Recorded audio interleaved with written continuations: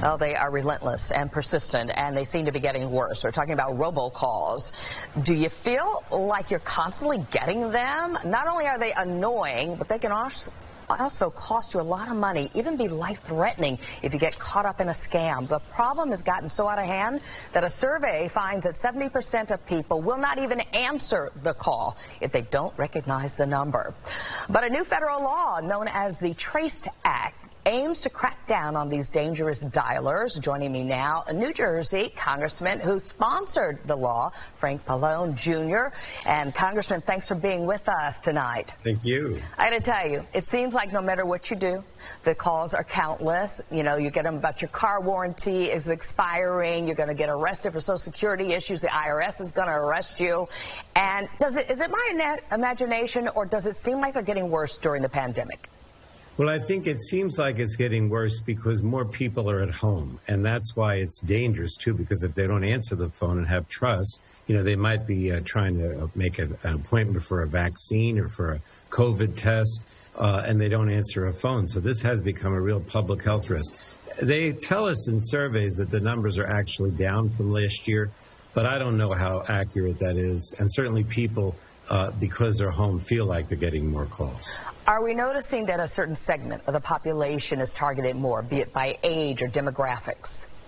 Well, absolutely. Seniors are the biggest concern. They're targeted, I think, because they are home and because many times they're vulnerable and, you know, think that it's someone calling them who they know. So they're the target more often than not.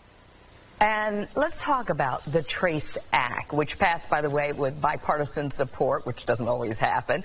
Talk to us about that. How does it help?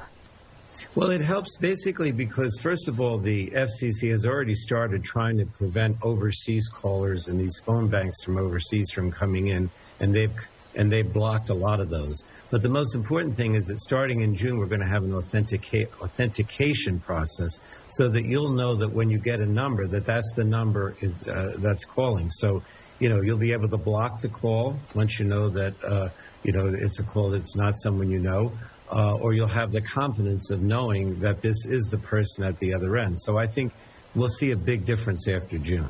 What about the phone apps that claim that they can detect spam calls, and even some of the wireless carriers, they're using technology also? Should we rely on them?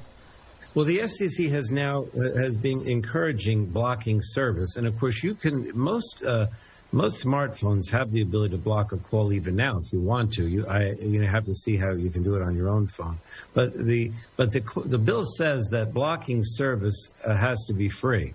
And so we're hoping that eventually we'll have blocking service provided by all carriers free of charge, and that will prevent a lot of calls from coming in as well as the authentication. Now, call registry does not seem to make one bit of a difference. No, that of course exists from before, but they get around that. And, you know, Lori, let me tell you, I'm not going to say that we're ever going to put a stop to this because, you know, these companies are very profitable, and they're going to continue to find a way to get around the law. But I think that this Trace Act will make a difference, and hopefully for a long time. Well, we thank you, and thank for its passage, and hopefully in June we will see a real difference. Congressman Frank Pallone joining us tonight. Thank you, sir.